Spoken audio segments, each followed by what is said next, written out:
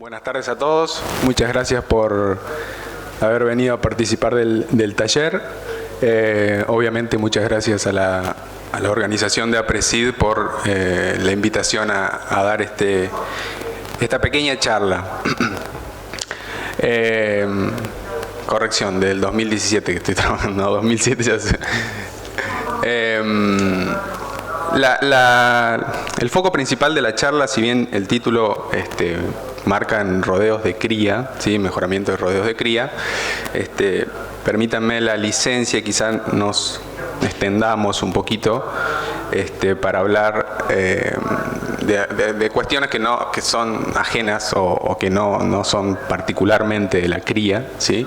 Sino más bien un enfoque un poquito más global de la producción bovina de carne. Bien, a mí en todas las charlas que doy siempre me gusta empezar con algo que considero de primordial importancia en la mejora genética animal, que es el diseño o la implementación de un programa de mejora de una raza. En este caso hablamos de una raza de carne. Esto que ven hacia su derecha, no se ve bien. Esto que se ve hacia su derecha es un esquemita muy simple, muy general de las etapas que involucrarían un programa de mejora genética animal de una raza, ¿sí? Siempre arrancamos, tan complicadas las filminas me parece. Arrancamos de la definición la definición de un sistema productivo sería en qué contexto vamos a trabajar. A partir de allí nos planteamos ciertos objetivos de mejora, ¿sí? Empezamos a recolectar información tanto fenotípica, es decir, empezamos a medir y a recolectar información relacionada a la genealogía, a la parte de pedigree. Y una vez que tenemos esa información, tratamos de buscar ciertos indicadores, ¿sí? O variables que nos determinen de la mejor manera nuestros objetivos de mejora. Y en mejoramiento genético a eso lo llamamos criterios de selección, ¿sí? Una vez que definimos nuestros criterios, empezamos a seleccionar nuestros animales y a partir de allí elegimos esos animales superiores para reproductores y tratamos de generar apareamientos y diseminar de alguna forma toda la mejora a toda la población. Y este sistemita o este esquemita se va retroalimentando generación tras generación. Entonces, como les decía, siempre me gusta arrancar por este paso que creo que es trascendental, y uno de los componentes, a mi criterio, más importantes en este esquema es establecer los objetivos de mejora, ¿sí? Una vez que tenemos claro este paso, tenemos menos probabilidades de equivocarnos o nos marcan de alguna forma una guía en los programas de mejora. Y acá planteo un objetivo general, ¿sí? Muy subjetivo, que tiene relación con la charla de hoy, ¿sí? Que podría ser aumentar la eficiencia productiva de carne, ¿sí? Para futuras generaciones, bajo situaciones productivas futuras también, porque en genética tenemos un cierto arte de futurología, en el buen sentido, porque debemos imaginarnos, ¿sí? A mediano o largo plazo las situaciones del mercado, por ejemplo, porque todos los cambios que hagamos no son a corto plazo. Y obviamente utilizando los principios de la genética o de la mejora genética animal, ¿sí?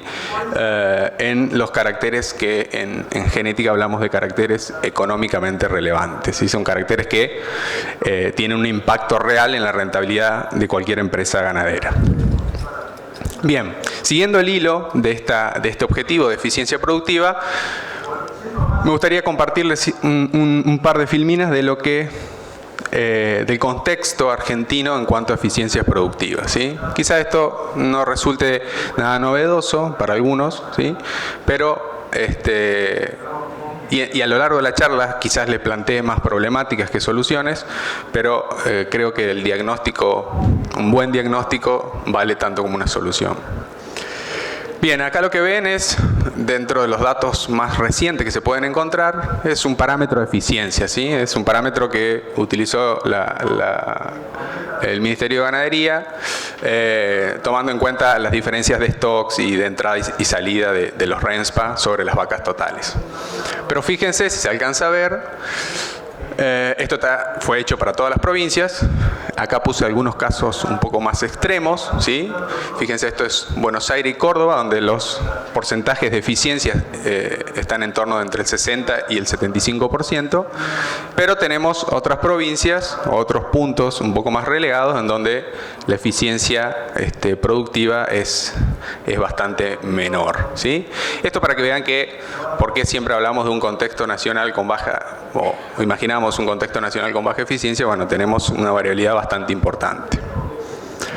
Ahora bien, si evaluamos esta eficiencia a lo largo de los últimos 50 años, fíjense, esto es cómo varió el stock, ¿sí?, total bovino a lo largo del año 70 hasta la actualidad, ¿sí? Ven que hay variaciones donde alcanzamos techos, ¿sí?, o máximos de cantidad de animales. Y también alcanzamos pisos, ¿sí?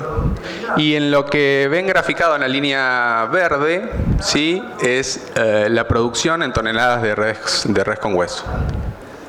Fíjense que de alguna manera nuestra producción, si bien esto por una cuestión de escala que la puse a propósito, van un poco solapadas, ¿sí?, pero en términos generales se puede observar que la producción en toneladas de res, ¿sí?, copia las variaciones en nuestro stock, ¿sí? Mientras más animales tenemos, más producción de carne y viceversa, ¿sí? Salvo excepciones como al principio, aquí en los inicios del año 70, es decir, en términos de eficiencia, acá éramos muy ineficientes, por así decirlo, y después nos estabilizamos copiando el stock, ¿sí? Pero si uno lo analizara desde el punto de vista de la eficiencia, nosotros quizá querríamos que independizarnos un poco del stock, ¿sí?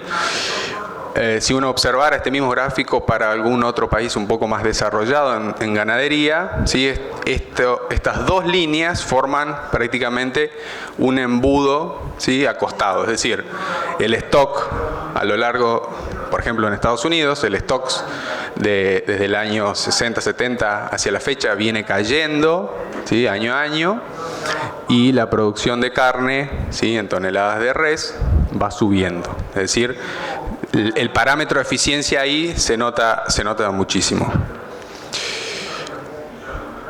Bien, esto es una ventana un poco más acotada en el tiempo, si se llega a ver, esto es del año 2000 a la fecha. También observando un poco lo que es la producción en toneladas de res. Fíjense, 3 categorías: novillos, novillitos, terneros. Acá están los dos sexos, ¿sí? Y fíjense cómo fue variando en decrecimiento la cantidad de carne que producíamos procedente del novillo, ¿sí? Y a costa de eso fuimos incrementando, ¿sí?, categorías más livianas.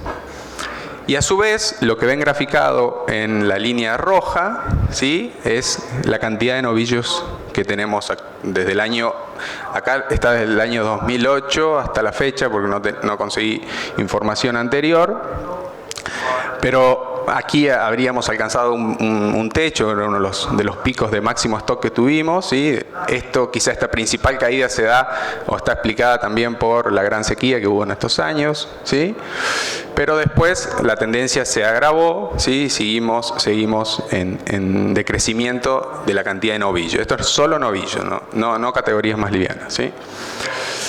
Esto en términos de la demanda creciente de carne que hay, y más aún en la actualidad, básicamente esto es un signo bastante contraproducente hacia la oferta eventual oferta que podríamos brindar al mercado internacional. Es decir, si evaluamos mercados como el chino, o mercados un poquito más a mediano o largo plazo, como puede ser si se concreta o se materializa un acuerdo con la Unión Europea, ¿sí?, estos parámetros de producción de carne de novillos básicamente habría que modificarlos de manera sustancial. El mercado internacional básicamente esto no mira, ¿sí?, sino que la mayor demanda se da en categorías más pesadas. Es decir, hoy un bife de chorizo en cualquier parte del mundo tiene que ocupar el plato. No podemos ir con, si bien el mercado interno demanda otro tipo de animal, ¿sí?, como pueden ser todos los hitos, novillitos, bolita. En términos de mercado internacional tenemos que sentarnos a pensar un poco hacia dónde vamos, por el hecho de que hoy, hace semanas atrás, estuve compartiendo unas charlas con un economista, con Ignacio Iriarte, y comentaba que hoy China ya ha comprado todo lo que, digamos, no tiene más para comprar en Argentina, ¿sí? Ya la demanda ha superado a la oferta, incluso se espera a finales de este año, en diciembre, que haya un pequeño retroceso en el stock, ¿sí?, por alta faena de hembras, de vacas en este caso, que es lo que está demandando China. Bien, esto tiene múltiples explicaciones, digamos. Acá vamos a abordar algunas de ellas, ¿sí? No quiero decir que sea solamente un par de explicaciones, ¿sí? Esta es una de ellas. Fíjense, esto es otra vez el stock graficado en rojo, y esto que ven acá abajo son las tasas de tracción que tenemos en Argentina en los últimos 50 años también, ¿sí? Fíjense que hasta los años 90 hubo una leve tendencia a incrementarse las tasas de extracción. Por si alguno no lo sabe, es básicamente del stock cuánto sacamos para faena, ¿sí?, cuánto producimos para faena. Hubo una leve tendencia a incrementarse hacia principios del año 90, y después otra vez nos achatamos, ¿sí?, y básicamente no podemos superar la barrera entre el 25 y 26% de tasa de extracción, salvo casos puntuales, ¿sí?, que tienen más que ver con condiciones climáticas adversas, como fue acá. Ven este pico de tasa de extracción, refiere a la gran sequía, y bueno, fue una extracción muy buena, pero a costa de liquidación de vientres, hembras, etc. Bien. Bueno, ¿cómo estamos parados en el mundo en cuanto a en términos de eficiencia productiva de carne, ¿sí? Acá les puse otra vez las tasas de extracción en columnas celestes, y algunos países vecinos y otros países líderes, por decirlo así, de ganadería, ¿sí? Fíjense que si nos comparamos con nuestros vecinos Brasil y Uruguay, ¿sí?, las tasas de extracción estamos bien, relativamente, ¿sí? En el caso puntual de Brasil, bueno, ellos mucho problema no se estarán haciendo, porque fíjense que esta línea que ustedes ven en marrón está ilustrando los niveles de stock, ¿sí? Brasil hoy en día tiene 230 millones de cabezas. El año pasado fue el mayor exportador mundial de carne, así que sí, tienen problemas de extracción, pero tienen una oferta interesante. Y en los puntitos rojos están ilustrados los niveles de productividad del stock, es decir, cuántos kilos de animal producimos por animal en el stock, ¿sí? Bueno, en términos generales, regionales, no estamos tan mal, ¿sí?, pero si nos comparamos con países un poquito más desarrollados, los niveles de tasa de extracción son a los que deberíamos aspirar en un país como Argentina, ¿sí?, por encima del 30%, como se da en el caso de Estados Unidos y Nueva Zelanda, o Canadá y Australia. Y fíjense lo que son los niveles de productividad del stock, en donde si ya nos comparamos a nivel regional ya se empareja un poco más la cosa, y si nos vamos a países como Estados Unidos, que les mencionaba de ese embudo acostado, ¿sí?, donde fueron bajando el inventario de animales y subiendo la productividad. Bien, entonces, pensando un poco en todo este cuentito que les hice de la eficiencia productiva en Argentina, la idea es centrarnos, ¿sí?, que por ahí sale a la luz, es empezar a mirar un poquito más en términos reproductivos qué nos está pasando, ¿sí? Ahí no se los marqué, pero cuando observábamos las tasas de extracción, ahí estaba en la filmina el número histórico que tenemos en tasas de destete a nivel nacional, que no supera el 60-62%. Es decir, a esos niveles de destete, ¿sí? Es difícil tener una ganadería competitiva en términos de producción de carne. Entonces, la idea es empezar a optimizar esta eficiencia, ¿sí? Mirando el stock, pero no siendo tan dependiente de él. Es decir, a partir de las vacas que ya tenemos, o incluso menos, ¿sí? Aumentar esas tasas de extracción, aumentar la eficiencia y por ende una mayor producción de carne. Y de aquí en más es donde quiero empezar a introducirles un poquito en lo que refiere a mejoramiento genético en esta área, ¿sí? Que tiene relación con la cría. En genética siempre tratamos de agrupar los caracteres a evaluar, ¿sí? Para caracterizarlos, evaluarlos. Y siempre lo agrupamos en tres grandes grupos: reproducción, crecimiento, carcasa, ¿sí? Fíjense que esto es, si bien es un trabajo americano, ya del año 95, se mantiene bastante vigente. Estos números que ven acá abajo son las relaciones de importancia económica que tienen cada uno de estos caracteres, ¿sí? Es lo que podríamos llegar a imaginar. Los caracteres reproductivos son 10 veces en un sistema tradicional productivo, ¿sí? Quizás si cambiamos la evaluación a un sistema de otro tipo, estos números cambian un poco, pero en un sistema tradicional los caracteres de reproducción son 10 veces más que en los caracteres de carcasa y 5 más que los de crecimiento, ¿sí? Esto es, para traerlos un poco a nuestro país, esto se dio en un trabajo que se evaluó en la zona pampeana, ¿sí? En un grupo de criadores de la zona pampeana, del grupo Breedplan de Aberdeen Angus, en donde básicamente estaban desarrollando un índice de selección y querían ponderar económicamente las características que iban a meter en el índice, ¿sí? Entonces, una de las cuestiones a considerar es, bueno, qué importancia tienen los caracteres que voy a incluir, ¿sí? Bueno, entonces, en base a encuestas, estudio de mercado, márgenes brutos, etcétera, etcétera, lograron determinar, bueno, de los caracteres que ellos generalmente tienen en cuenta, cuál es su importancia. Y fíjense que otra vez sale un casi 40% a los de fertilidad, ¿sí? Acá estaba demarcado como tasa de destete, supervivencia, facilidad de parto, un 27% para lo que es crecimiento o peso vivo al momento de faena, y otro poco asignado a lo que refiere a caracteres de conformación carnicera o calidad carnicera, ¿sí? Entonces, lo que mostraba ese trabajo americano, y ya de unos años, esto es bastante actual, esto es un trabajo del 2013, sigue en la misma línea. Entonces, desde el punto de vista del mejoramiento genético, este grupo de caracteres, ¿sí? Que sobresale el grupo de reproducción con alta incidencia económica en los sistemas productivos, tiene ciertas complicaciones, ¿sí?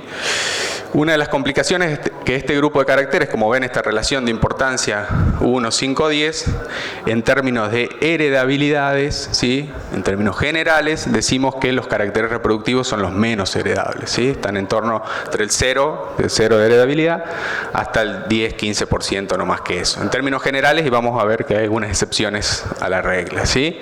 Para los que no están al tanto, la heredabilidad es de esa variación que yo evalúo en un fenotipo, en un peso al destete, por ejemplo, bueno, cuánto esa variación está explicada por un componente genético, un componente genético aditivo, decimos en mejoramiento genético animal, que es lo que verdaderamente se va a transmitir a la próxima generación. Y además tiene otras complicaciones más, aparte de tener baja heredabilidad los caracteres reproductivos. Es que generalmente se expresan tardíamente en el animal, es decir, tenemos que pasar mucho tiempo para evaluarlos. esto genera, desde el punto de vista de nuestra disciplina, que impacte directamente en los intervalos generacionales de los animales y el progreso genético se haga mucho más lento. Y otra cuestión es que los caracteres son generalmente difíciles o costosos de medir, ¿sí? No solo económicamente, sino desde el punto de vista de algunos caracteres en donde hoy en día no todas las asociaciones ni todos los criadores tienen, por ejemplo, un sistema de reporte total de rodeo, donde podemos ver historias reproductivas de manera fehaciente, digamos, ¿sí? Entonces, en general y en resumen, estas tres cosas explican un poquito, ¿sí?, cuáles son las complicaciones que tenemos desde el punto de vista de la mejora genética para aportar a la parte reproductiva. Ahora bien, cuando vamos a hacer un programa de mejora, como dijimos al comienzo de la charla, necesitamos tener criterios de selección o indicadores de por qué elegir esos animales. Acá yo se los listé de manera muy resumida y cronológica, como el mejoramiento genético fue innovando de alguna manera, ¿sí?, y proveyendo herramientas o tecnologías al sector productivo para, de alguna manera, elegir a esos animales superiores, de manera más eficiente, ¿sí? Fíjese que, bueno, al principio de nuestra historia era el clásico ojímetro, la calificación visual, después empezamos a agregarle información de líneas de sangre, pedigree, etcétera. Empezamos a medir, a pesar. Después, en los años 50-60, existe una explosión de la teoría genética cuantitativa en cuanto a herramientas de índices de selección y evaluaciones genéticas. Quizá la evaluación genética es una de las tecnologías que mayor adopción tuvo en el mejoramiento genético en el sector productivo de bovinos de carne, a través del uso de las DEPs, lo que pueden observar en cualquier catálogo de reproductores, y ya más hacia la actualidad ya está asombrando este tipo de tecnología como la selección genómica, que básicamente lo que hace, bueno, es muy básico, pero lo que hace es, a partir de la evaluación genética tradicional del uso de las DEPs, le metemos o incorporamos información molecular o genómica, y eso básicamente permite que podamos seleccionar animales prácticamente al nacimiento, con precisiones bastante aceptables, y esto, por ejemplo, en lechería ha hecho un cambio asombroso en los niveles de progreso genético. En carne estamos un poquito más atrasados en ese sentido, y más a nivel nacional. Pero en términos generales se espera que esto sea lo que en el corto plazo sea la herramienta de excelencia. Bueno, a su vez que cronológicamente fuimos siendo más eficientes, esto también generó cierta complejidad a lo largo de los años, no solo por cuestiones de entender o razonar este tipo de herramientas, sino por el costo, digamos. Hoy selección genómica, quizá una de las partes más importantes de adopción sea que todavía para nosotros el costo sea un poco elevado, ¿sí? Bien, para los que no están muy al tanto de lo que es una evaluación genética, me tomo 2 segundos y les muestro esta clásica ecuación que solemos utilizar en mejora genética, que es el fenotipo igual al genotipo más el ambiente, ¿sí? Es decir, el fenotipo es cualquier cosa que podamos medir, en términos de bovinos puede ser cualquier peso, ¿sí? Y ese fenotipo decimos que está explicado por 2 componentes principalmente, genotipo y ambiente. Genotipo es esa parte aditiva genética, que es lo que se va a heredar a la próxima generación, y el ambiente en genética es una bolsa para nosotros donde metemos todo lo que no sea genético, ¿sí? En ambiente decimos que es alimentación, manejo, sistema, sanidad, comportamiento, edades, etc. Entonces, a través de las evaluaciones genéticas, lo que intentamos hacer es despejar lo que más se pueda este valor de genotipo, ¿sí? Y en definitiva es eso lo que tenemos representado en los valores de cría o en las DEPs, ¿sí? Fíjense, esto es a nivel nacional. Bueno, ahí no se ve, no sé por qué. Son los caracteres que se evalúan a nivel nacional en las evaluaciones genéticas, en 5 evaluaciones genéticas, acá hace falta, no sé por qué no se ve, pero son 5 evaluaciones genéticas, es el Bradford, Brangus, Hereford y las 2 evaluaciones genéticas que tiene Aberdeen Angus, que es la ERA, que es la evaluación oficial de la asociación, y el grupo Britplant, ¿sí? Cada uno de ellos tiene un colorcito diferente, que bueno, lamentablemente no se ve bien, pero en cada una de las barras que ven aquí quiere decir que en ese carácter cuántas evaluaciones genéticas tienen. Y lo que intenté hacer es agruparlos, los marqué con una línea, con líneas punteadas, este gran agrupamiento que hacíamos de reproductivos, crecimiento y calidad carnicera. Y fíjense que en esta parte de aquí, en la primera parte, están los caracteres reproductivos. Y ustedes me dirán, bueno, no, hay caracteres reproductivos para evaluar, el productor puede llegar a tener herramientas, pero si vemos cuántas evaluaciones genéticas emplean esos caracteres reproductivos, circunferencia escrotal es básicamente la que históricamente utilizó el productor y la que históricamente utilizaron las asociaciones, y estos caracteres, días de parto, facilidad, etcétera, se las evalúa en muy poquitas unidades ejecutoras, en muy poquitas razas, básicamente en 2. Entonces, en términos generales, el productor sí tiene pocas herramientas, ¿sí? A mano, objetivas como las DEPS, para lo que refiere a caracteres relacionados a la fertilidad. Esto está, otra vez, explicado básicamente por todo lo que hablamos anteriormente, es decir, todas esas complicaciones que tienen los caracteres reproductivos hacen que sean un poco más reacias a evaluarlos, ¿sí? Esto pasa a nivel mundial, ¿sí? Este es un relevamiento que hice hace un par de años, creo que no habrá cambiado demasiado. Fíjense que acá está graficado lo que es caracteres reproductivos evaluados a nivel mundial, o en los principales países. Fíjense que cada colorcito que ven en cada punto refiere a un carácter diferente, y circunferencia escrotal, que está con celeste, fíjense cómo se repite en la mayoría de los países principales ganaderos, ¿sí? Si bien hay una batería bastante importante, esto se da en casos muy puntuales, me refiero puntuales con países, ¿sí? Y a su vez dentro de esos países muy poquitas razas, ¿sí?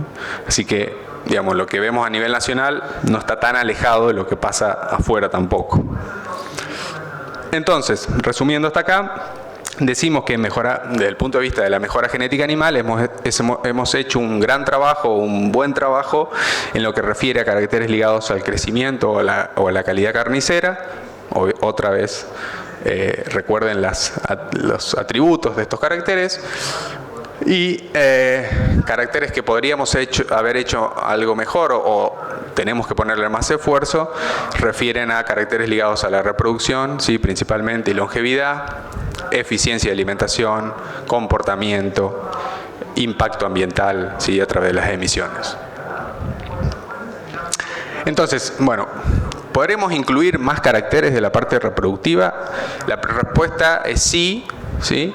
Bueno, pero ¿cuáles caracteres? Y bueno, básicamente los caracteres que podríamos incluir debieran tener algunos atributos que no tienen los otros, es decir, más heredabilidad o más facilidad de medición o que se expresen de manera más temprana, ¿sí? Y que además sigan, en términos generales, este esquemita, es decir, animales de mayor precocidad sexual generarían animales que paran primero. Esto en términos de permanencia o longevidad impacta de manera positiva, y una mayor rentabilidad o productividad del sistema, ¿sí? Y acá les marqué, bueno, estos caracteres que no se evalúan muy de manera masiva, y les marqué algunos, como puede ser pubertad, conteo de folículos centrales y periodos de parto, que les comento muy rápidamente lo que se está haciendo a nivel del extranjero, por lo menos, ¿sí? Bien, esto es un trabajo también del USDA, del grupo de Bob Cushman. ellos lo que quisieron hacer es, bueno, la pregunta que se plantearon era, ¿hay una forma más directa, ¿sí?, o fácil de medir o seleccionar fertilidad y por ende permanencia? Bueno, entonces empezaron a evaluar a través de los periodos de parto de vaquillonas, ¿sí?, es decir, la primera aparición de las vaquillonas,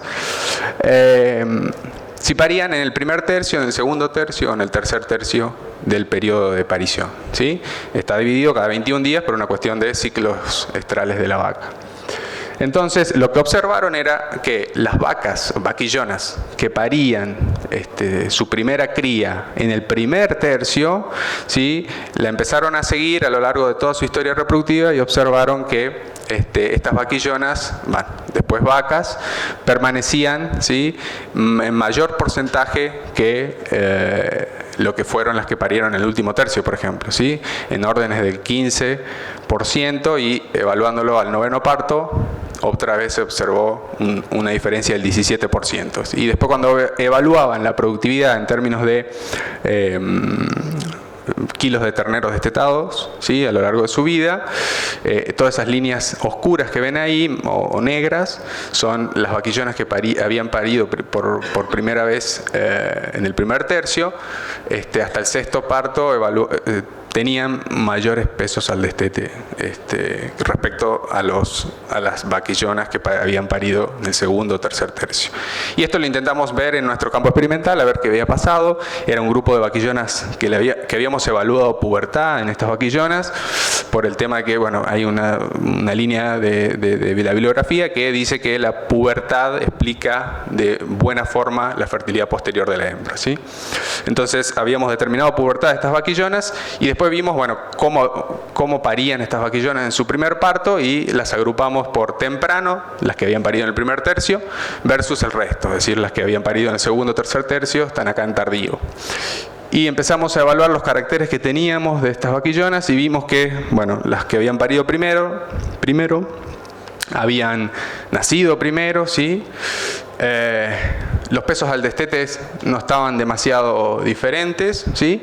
Pero lo que vimos es que estas vaquillonas que habían parido primero, que habían nacido primero, eran más precoces sexualmente, es decir, casi 25 días de diferencia en la entrada a la pubertad de estas vaquillonas. Y esto de alguna manera explicaba los trabajos del USDA, ¿sí?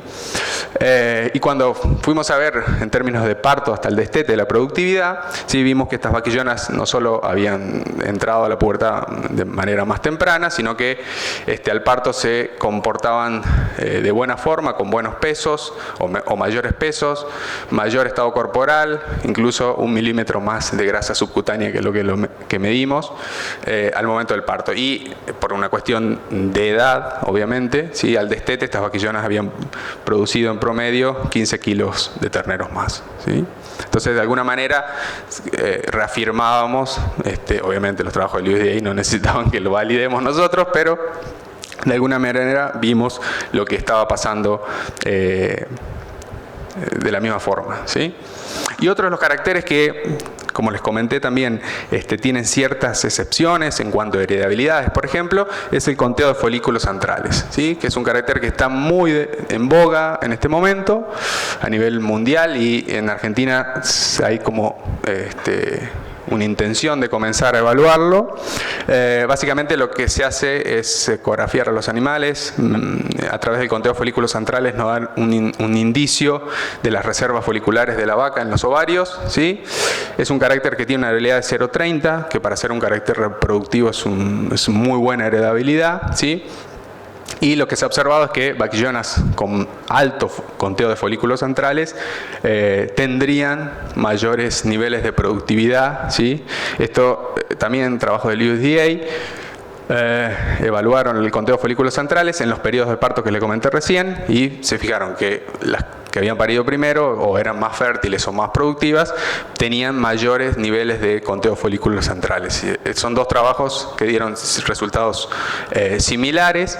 Esto tiene la contra, ¿sí?, de que es un carácter que no es fácilmente medible de manera masiva, ¿sí? Hay que meterle la mano a animales jóvenes y cuando uno lo proyecta a muchos animales es complicado, pero se lo podría tener en cuenta a un nivel de cabaña o criadores de punta y empezar a evaluarlos en Argentina. Y acá hago un punto y aparte en lo que refiere a caracteres reproductivos, pero sí en lo que refiere a eficiencia. Hay un carácter que está muy de moda en Argentina actualmente, en otros países ya hace unos cuantos años, que es el consumo de alimentos residual, ¿sí? Que básicamente es una medida de eficiencia neta de lo que consume un animal, ¿sí? Es el consumo real observado menos el consumo que se esperaba, ¿sí? O teórico, de acuerdo a ese nivel productivo del animal, ¿sí? Es un carácter que en términos productivos tiene un gran impacto, ¿sí?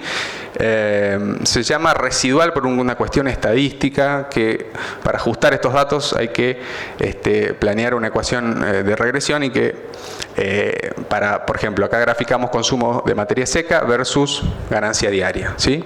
Entonces, lo que vemos es que cada puntito que ven ahí es un animal diferente. Y estos son los consumos, cada puntito es el consumo real que se observó individual de cada animal, ¿sí? Entonces lo que se ve es que esta pendiente que vemos en negro, ¿sí? Es el consumo teórico, el consumo esperado para un nivel de performance, en este caso puede ser ganancia. Entonces decimos que para una ganancia de 1,4 kg, el nivel esperado, ¿sí? O el consumo esperado estaría en este valor, donde corta la línea, pero se puede observar que para algunos animales el consumo esperado es más alto, ¿sí? Y los animales en realidad están consumiendo menos, ¿sí? Y eso es lo que llamamos RFI o Residual Feed Intake en inglés, y es un término de eficiencia neta del alimento, que tiene algunas bondades respecto a otros caracteres de eficiencia, que por ahí se independiza un poco más del tamaño, el nivel productivo del animal, ¿sí? Había otros caracteres que miden eficiencia de conversión. Está muy correlacionado a lo que refiere a velocidad de crecimiento del animal. Entonces, por ahí seleccionar animales por eficiencias de conversiones anteriores, y generalmente nos llevaba a animales un poquito más de mayor velocidad de crecimiento y mayor tamaño, ¿sí? Este tipo de eficiencia se independiza bastante bien de eso, y se ha observado que en estos animales que decimos que son RFI negativos, ¿sí? Porque están por debajo de esta línea o más eficientes, se ha observado un consumo menor, ¿sí? En torno al 10-15%. Y esto en términos productivos, si lo pasamos a alimentación y a pesos económicos, ese 15% es muy interesante. Y además estos animales más eficientes tuvieron una conversión también mayor del 15-20%. Y una cuestión que no es menor, ¿sí? Quizá esté un poco más o se la mire un poco más a largo plazo, es que se ha visto también en trabajos experimentales que este tipo de medición, ¿sí? Animales que tienen RFI negativo o más eficientes, impactarían menos su emisión o emitirían menos gases de tipo efecto invernadero, ¿sí? Y esto ya para ir terminando. Estos comederos que ven aquí son comederos automáticos o inteligentes, que es lo necesario para medir este tipo de consumo. Es decir, nosotros necesitamos medir el consumo real, ¿sí? De cada animal individualmente, ¿sí? Estos son tecnología canadiense, que es lo que más validado está a nivel mundial, y esto es lo que desarrollaron algunos colegas de Intanguil, el grupo de Aníbal Pordomingo, que emularon un poco esta tecnología con la idea de hacerla a muy bajo costo. Estos comederos que se necesitan para tener este tipo de caracteres son prácticamente inviables en nuestro país por el costo de importación que tienen, ¿sí? Y bien, como les decía, para ir terminando un poco el tema de eficiencia, fíjense que esto que les mencionaba, digamos, uno todavía no lo tiene muy en cuenta, pero en algún momento nos harán valer lo que firmamos como país, y más si se tiene en cuenta un mercado o un acuerdo común a largo plazo con la Unión Europea, por ejemplo. Nos van a empezar a exigir un poco más el tema de emisiones de gases, ¿sí? Más en nuestro sector, que estamos muy mal vistos, en el sector ganadero, por cuestiones de emitir un tipo de gas que se llama metano, metano, que tiene impacto como efecto invernadero, y nos han apodado como de alta emisión, ¿sí? Y fíjense, esto está a nivel mundial. Las emisiones, esto lo convirtieron todo a dióxido equivalente por kilo de proteína animal, ¿sí? Es decir, cuánto emitimos por kilo de animal que producimos, o de proteína animal que producimos. Y fíjense, si hacemos un zoom acá en Argentina, mientras más púrpura, más emitimos, mientras más verde, menos emitimos, y Argentina está en términos relativos bastante mal, digamos, ¿sí? Y esto de alguna manera también sobresale que la parte, si uno pudiera ver provincia por provincia, como esto está puesto en kilos de carne producido por emisión de gas, ¿sí? Los sistemas productivos más ineficientes, ¿sí? En términos relativos, somos más emisores de gases, ¿sí? Pero en términos generales Argentina está bastante complicado en ese sentido. Bien, para terminar, en términos de eficiencia dijimos que, dimos o intentamos dar algún tipo de diagnóstico y cómo lo podríamos empezar a mejorar. Lo bueno de aquí es que, como estamos bastante lejos de lo óptimo, ¿sí? Cualquier cambio mínimo que hagamos, ¿sí? Va a generar un alto impacto y vamos a ver rápidamente las ventajas. En términos de mejoramiento genético animal, en todo este tipo de caracteres que fuimos charlando, fertilidad, reproducción, eficiencia, impacto ambiental, necesitamos registrar de manera más fácil, necesitamos mayor automatización en ese sentido, pero de alguna manera el mejoramiento genético tiene a mano, y a nivel nacional lo tiene, herramientas, ¿sí? Para ofrecer, o tecnologías para ofrecer al sector, para de alguna manera suplir la demanda de carne en este contexto nuevo de demanda internacional de manera sustentable y sostenible. Nada más, gracias. Muchas gracias, Alan. Abrimos la rueda de preguntas. Recuerden levantar la mano, así le acercamos el micrófono.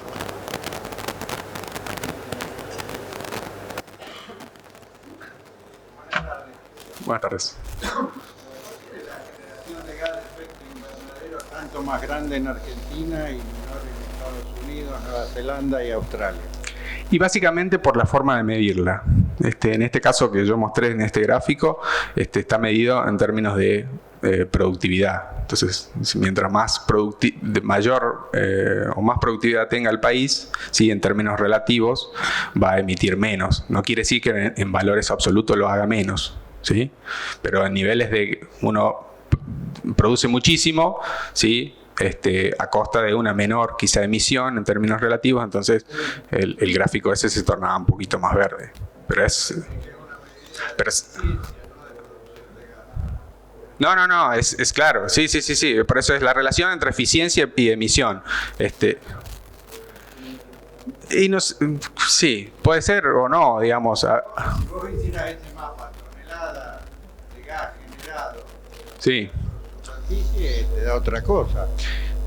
Sí, pero lo que acá era un poco la idea era mostrar que todavía estamos por debajo de los niveles óptimos de eficiencia. Es decir, si nosotros empezáramos a producir más, quizás ese gráfico se torne de otro color, ¿sí? En Argentina. Porque lo estás midiendo en base a la productividad. Es decir, si vos producís más con la misma emisión, ¿sí? Se da mayor eficiencia. Digamos, en términos absolutos, si yo graficáramos acá todo lo que emite Estados Unidos y todo lo que emite Argentina, probablemente nosotros estaremos mejor, ¿sí? Pero en términos de huella ambiental no se mide de esa forma porque, digamos, si no estás desalentando a la productividad o la eficiencia. Digamos, de alguna forma la emisión va a ser indudable.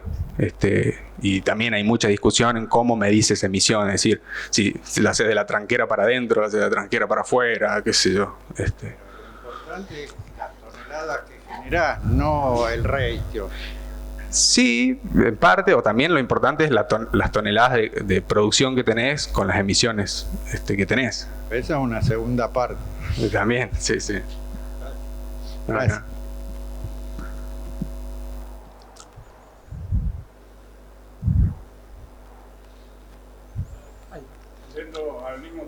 Sí. Es muy distinto, nosotros tenemos una gran parte de la producción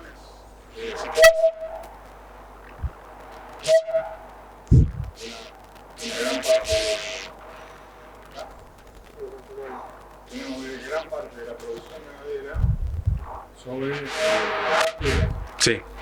entonces es muy distinto, me parece, medir la emisión de gases cuando tenés solamente feedlots o gran parte en feedlots y no se tiene en cuenta el carbono que fija un tapiz verde de una pradera. Y hay trabajos, creo, que están hablando de un equilibrio de fijación de carbono en lo que es producción ganadera. ¿Qué opinión tenés al respecto?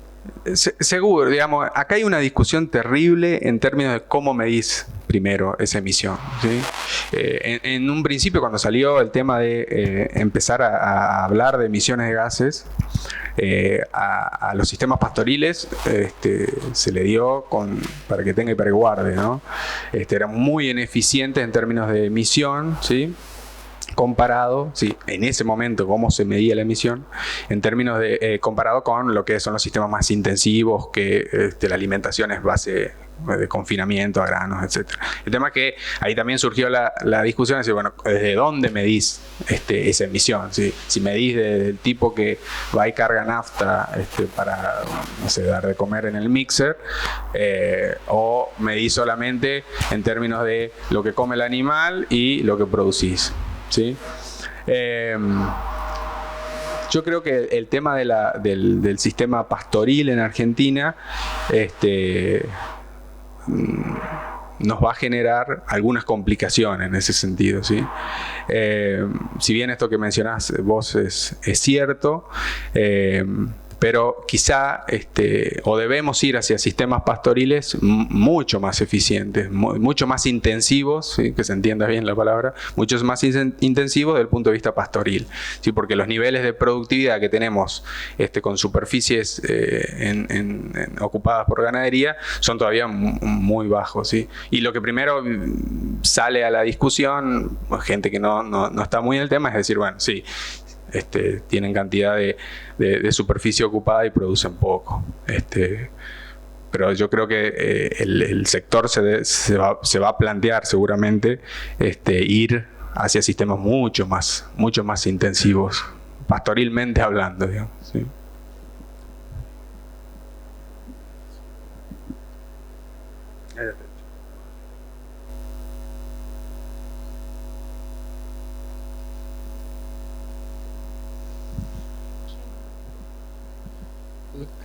Buenas tardes. Sí, la filmina de evaluaciones génicas. ¿Cómo? La filmina de evaluaciones génicas. Sí. ¿Lo pusiste en orden de importancia o no? Para. ¿Está? Sí, esa. ¿Está ordenado por importancia o...? ¿Los caracteres? Sí. No. Están ordenados, sí, por grupos. Porque la idea era que vieran cómo se diferenciaban los grupos más ligados a crecimiento, los grupos de caracteres más ligados a crecimiento, versus los de reproducción y calidad carnicera. No, de importancia no. No está explicada la importancia ahí, para nada. Gracias. No. Hola. Para el índice de destete que tenemos hoy, que es bajo, Sí. ¿Cuál ves que es el factor que más, qué factor le atribuís el culpable? Porque la selección génica, yo creo que históricamente Argentina tiene buena genética, lo que por ahí está más en falta hoy es el descarte por ahí, ¿no? Sí, los niveles, digamos, todos esos gráficos que les mostré al principio de productividad, de stock, de extracción y los niveles de tasa de destete que tenemos del 60-62% históricamente, está explicado por muchísimos factores, una multiplicidad de factores terrible, digamos. Quizá la parte genética tenga menos injerencia si comparamos con la parte de manejo de alimentación, ¿sí? Hay sistemas todavía en ciertos lugares más relegados, todavía muy ineficientes desde el punto de vista de adopción de tecnologías, por ejemplo, ¿sí? Quizá eso, si uno evaluara en términos de impacto, quizá la genética esté un poquito por detrás, pero no es la idea es detectar que tampoco en genética estamos haciendo mucho, ¿sí? Pero no porque no quisiéramos o porque hacemos las cosas mal, sino porque tenemos ciertas complicaciones que traté de mostrarles rápidamente, algunos de la mayoría de los atributos que generan que hoy en día estemos seleccionando bastante poco por reproducción, por ejemplo. No es culpa ni de los que hacemos genética ni de los productores que la adoptan. La idea es, o el desafío es, empezar a ver otras alternativas que suplan estas complicaciones de los caracteres reproductivos. Pero sí, quizás si haces una orden de importancia, hoy en día el impacto que puede tener una adopción de tecnología como en algunas provincias, por ejemplo, servicio estacionado, sería mucho mayor que lo que yo pueda hacer del lado genética. Sí, sí.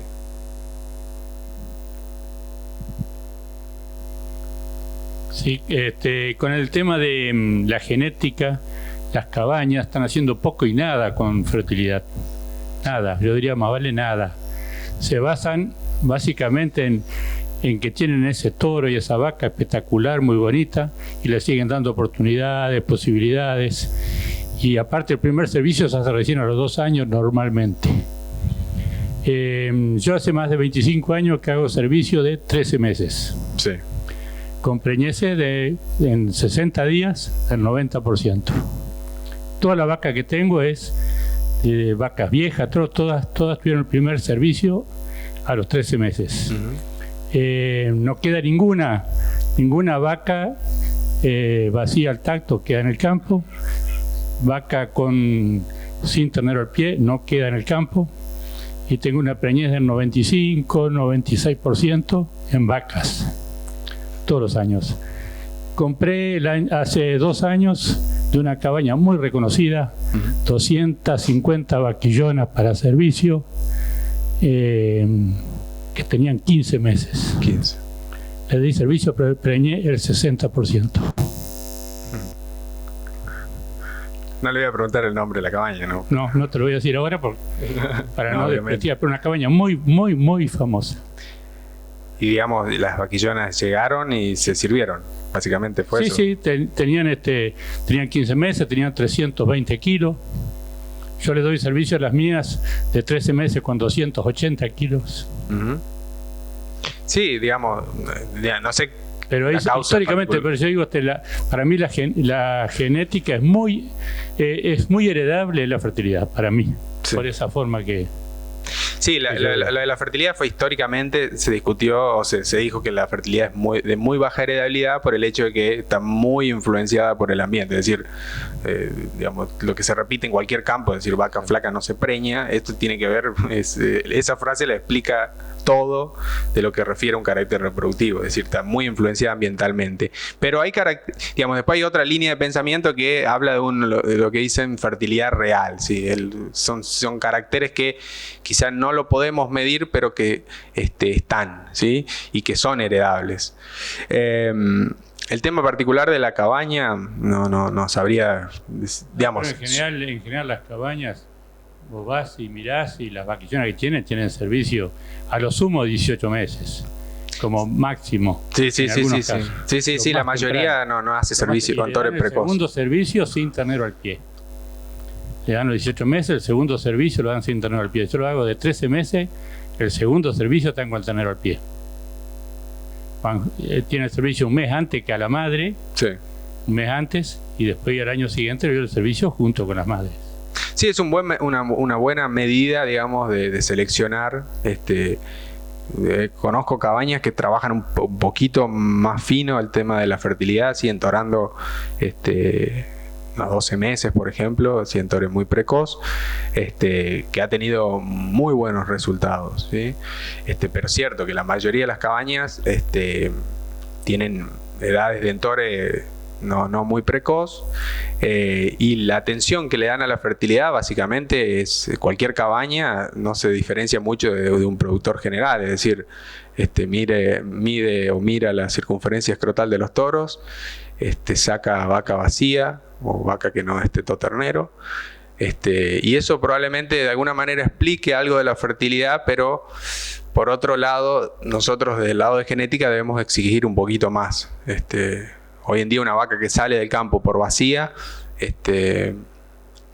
sabemos eso, salió por vacía, pero no sabemos por qué salió vacía. A mí no me interesa por qué no. No, entiendo pero yo digo, del lado de genética... Es una vaca que no está produciendo, ¿no es cierto? Seguro, sí. Aparte, digamos, tener una categoría improductiva no cierra por ningún lado. Yo digo, del lado de genética, si me pongo a pensar, si yo necesito medir, ¿sí? Tener un dato para seleccionarlo y encontrar animales superiores, ese dato es muy grueso, muy ruidoso, digamos, desde el punto de vista de genética. Pero es cierto que muchas cabañas han relegado, no muchas cabañas, el mejoramiento genético animal tradicional ha relegado los caracteres reproductivos, pero básicamente por estas cuestiones que estuvimos hablando ahora. Y tuve una pérdida de fertilidad cuando empecé a seleccionar Angus por producción de leche, pensando que iba a sacar un ternero más grande, destete mejor. Claro, sí, es lo que... Con producción de leche, bajé mucho la fertilidad en ese caso. Sí, es lo que Estados Unidos está teniendo unos problemas terribles con eso. Ha ido hacia vacas con mucha habilidad lechera, y hoy en día los niveles de producción de leche en bovino de carne, ¿no? Sí. Que han alcanzado las vacas, hacen que no lleguen a preñarse. Sí. Gracias.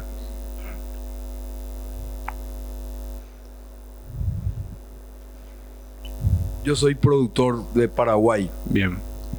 He estado participando en muchas charlas, siempre siguiéndole un poco a la ganadería. Sí. Soy productor agropecuario, hago agricultura también.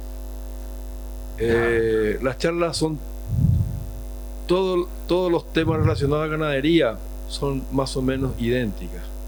Sí. Hay un avance tecnológico, diríamos, en todo lo que se refiere a genética impresionante, diríamos que ustedes hoy en el mundo la carne de ustedes está aceptada y está en el segundo lugar a nivel mundial. Tienen demandas extraordinarias, diríamos. Dijiste vos que China no van a poder abastecer al pedido que tiene China. Y sin embargo escucho gente como el que tuvo la palabra anterior a la mía, diríamos que estaba hablando de unos niveles productivos extraordinarios. Evidentemente, diríamos, respondiendo un poco a la pregunta del señor, la vaca que la compró de una cabaña de renombre, pero llegó al campo quizás en ambientes diferentes y con manejos diferentes. Yo ahora la pregunta es una cosa rara lo que le está ocurriendo a ustedes. Tienen una tasa de extracción que llegan al 60, un destete del 62%. Diríamos, tienen demanda y hoy todo el mundo la ganadería está en auge. ¿Qué pasa? Tienen todas las herramientas, tienen técnicos, tienen todo, ¿y qué pasa? Y somos argentinos. Somos argentinos. No, sí, en esta charla que tuve hace unas semanas atrás, que se analizó bastante bien el mercado, un conferencista dijo, tanto renegamos de pedir el mercado, hoy tenemos el mercado y no vamos a tener los animales, digamos. No sé responder tu pregunta de por qué, digamos, querías no dejar pasar el tema de lo que mencionó el productor allá en el tema de la cabaña y de la compra. Probablemente sí, la cabaña tenga un sistema productivo diferente, pero no creo que el campo del señor sea un ambiente productivo desfavorable. ¿Sí? Si está entorando a 15 meses, seguramente los niveles de recursos ferrajeros que tiene, y de 13 meses, perdón, más aún.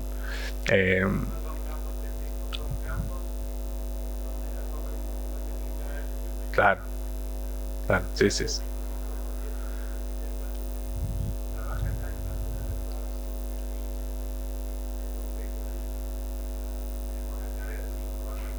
Claro, sí. Por eso los niveles son muy buenos, digamos,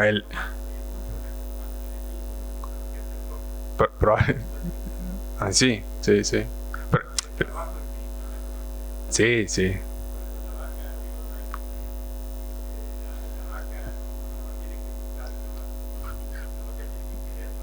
Sí, seguro. No, le digo que no, seguramente el nivel productivo, el ambiente del campo de él sea igual o superior al de la cabaña, así que no creo que venga por ese lado, digamos, esa merma en el... No sé qué será, pero sí es cierto que bueno, hay cabañas que seleccionan en ambiente y son animales propios de ese ambiente, pero...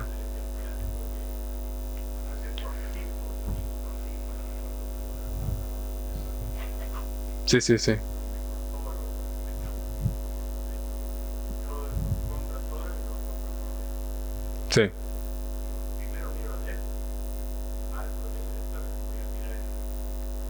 Sí, yo creo que eso tiene un equilibrio, digamos, no hay que ni ir para un extremo ni para el otro.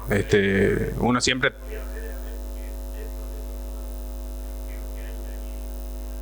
O yo soy partidario de tener un equilibrio, digamos, los DEPs son una herramienta bárbara desde el punto de vista de la objetividad, pero siempre debemos, o cualquier medición, digamos, los pesos que veamos, cualquier cosa, hay que ir a mirar al animal, porque probablemente si estamos seleccionando por peso y el animal tiene una cabeza así, si estamos seleccionando por el peso de la cabeza y no es lo que queremos, por dar un ejemplo burdo, ¿no? También, sí. Y respecto a la pregunta de por qué estamos así, no lo sé, se la debo. Te voy a hacer una pregunta.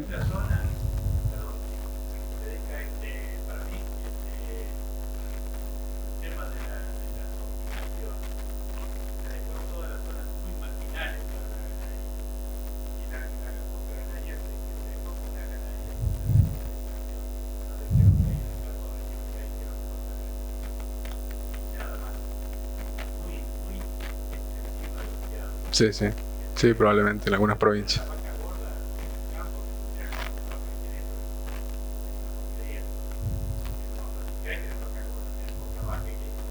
Sí, hay de todo un poco explicados.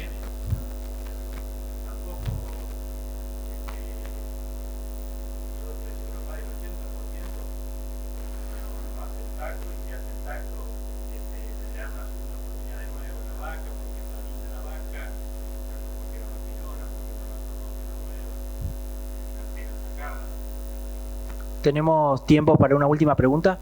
Sí, vuelvo al tema del RFI. Sí. Y corregime si me equivoco. No sé si es razonable pensar que si yo insemino mi rodeo con un RFI, con un toro que tenga RFI menos 20, toda la progenie hembra, mis vaquillones de reposición van a ser por lo menos un 10% más eficientes y voy a conservar la producción teniendo un 10% más de carga. A ver, el tema del RFI, primero, digamos, pensando en que si uno va a seleccionar por RFI, digamos, tiene una heredabilidad, ¿sí?, asociada a ese carácter. Que de acuerdo, la heredabilidad cambia porque es población dependiente, entonces en la población que la estimes va a cambiar de población a población, más o menos está en un rango de valores, digamos. Está en torno ante el 30, hay algunos trabajos que muestran el 30%, el 20%, digamos, una realidad bastante aceptable para la mejora.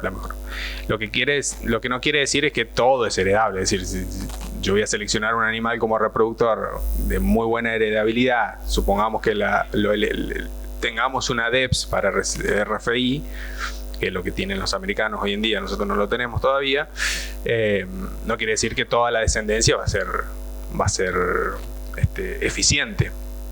Eso por un lado. Y una cuestión que tiene el RFI también es que el RFI está midiendo eficiencias en términos de confinamiento, ¿sí? Hasta el momento, la única medición más precisa, recuerden que necesitamos medir animal por animal individualmente cuánto come real time, digamos. La medición más precisa que tenemos es a través de el uso de estos comederos que les mostré en la foto, ¿sí? Pero es básicamente con alimentación en confinamiento, digamos. Entonces se entiende que son animales eficientes, pero tomando el recaudo que son animales que están en corral, ¿sí?, consumiendo un alimento, un silo o lo que sea. Porque en pasto no hay si bien existen algunas mediciones o intentos de medir RFI en pasto, son muy erráticos, muy erráticos. Funcionan bastante bien cuando medimos un grupo, por ejemplo, ¿sí? Pero en términos de genética eso no nos sirve, si necesitamos el dato individual. y en pasto el RFI individual es muy errático. ¿Sí? Hay animales que porque no explican muchas cosas, si el animal camina más, camina menos, alza más del pasto. Bueno, damos por finalizado este taller. Agradecemos a Alan y gracias a ustedes por participar.